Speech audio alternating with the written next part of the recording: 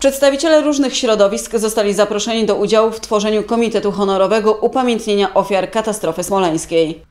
Pułkownik Mirosław Szwed, dowódca 4. Pułku Przeciwlotniczego, zwrócił się do władz Leszna z wnioskiem o upamiętnienie katastrofy smoleńskiej poprzez umieszczenie tablicy pamiątkowej przy pomniku żołnierzy garnizonu Leszno.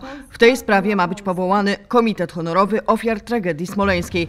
Wierzę, że idea upamiętnienia ofiar połączy nas wszystkich bez względu na prezentowane poglądy polityczne, stanowiska czy światopogląd. W zaproszeniu do udziału w spotkaniu napisał Sławomir Szczot, przewodniczący Rady Miejskiej.